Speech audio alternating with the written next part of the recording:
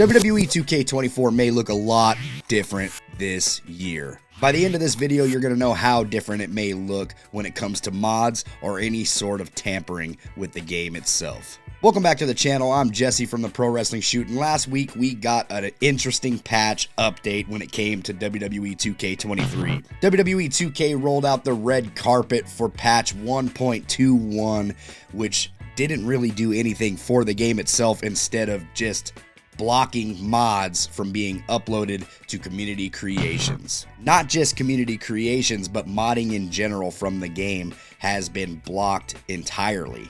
Though Status and Co. have figured a workaround when it comes to modding or even uploading some content to the community creation servers, this still could pose a lot of trouble when it comes to next year's game, WWE 2K24. When a couple of modders reached out to 2K support, they said that this was intentional and they wanted to block the mods. So my thought process being, if they wanted to block the mods in general, then this is something that they're going to try to work moving forward to pump out more microtransactions or even pump out some live service content. But there's been a lot of mix-up around the community thinking that the devs are responsible for this block. I'm here to tell you that's not the case. A lot of the devs have nothing to do with what is going on when it comes to blocking mods. As a matter of fact, a lot of the devs are actually for modding the game and having the best freedom and fun throughout the game. Before we talk about what they could do to incorporate this ban even more in WWE 2K24, I must point out that 2K is a large business, and this is not the first time that a gaming company has went and blocked mods altogether. If their plan in the future is to roll out microtransactions or even My Faction original content, then they are going to try to block the mods from being uploaded to the community creations, so that way you actually have to pay for the content to play it in your game rather than just doing a workaround and going on a community creation. It's a business strategy. These guys want to pump out more content to give you that live service feeling. It's not going to go full on live service, but if they are trying to pump out more microtransactions, then I can't really blame the company for moving forward and not allowing modders to upload said content to the community creations to just download for free when they're trying to sell this piece of property. With that being said, I don't agree with the plan because I enjoy what people like Status and others put on community creations for us to enjoy.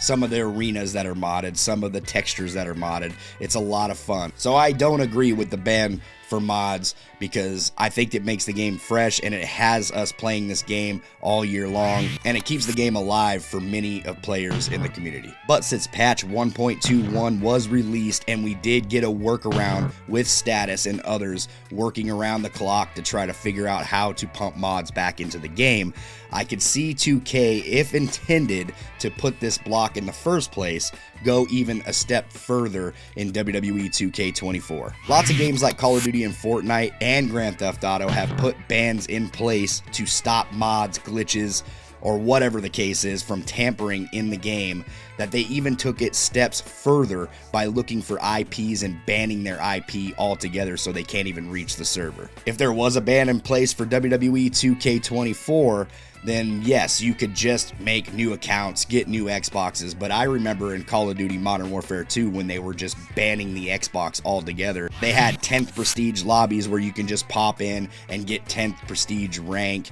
and there was all sorts of glitched lobbies, everything like that. If you ran one of those lobbies, they would just IP ban that Xbox altogether, and you wouldn't even be able to get online at all with it, with your account or anything. Now, I don't think that 2K is going to take it that far to be IP banning everybody when it comes to WWE 2K24, but it could happen. It is something to think about. If they put the bans in place to begin with from mods, they obviously don't want you uploading content from the My Faction to the community creations. Though I don't agree with it, I stand with the mod community. At the end of the day, you have to realize this is a business. It's their business, and what they do with their business is theirs. This doesn't mean you have to go and buy their game when it comes out. You don't have to support WWE 2K24.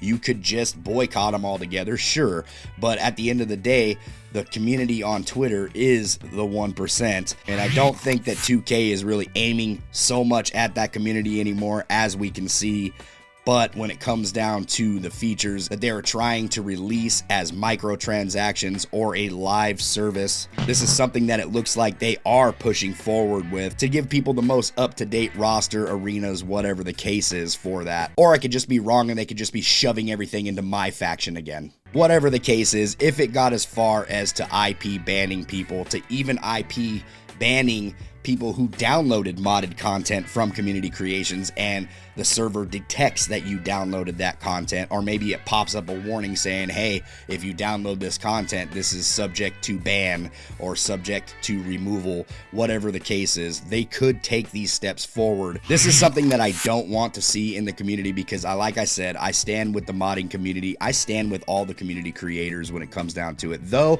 I think a lot of live service features are great and it would be awesome to have the option to download updated things in your game each year.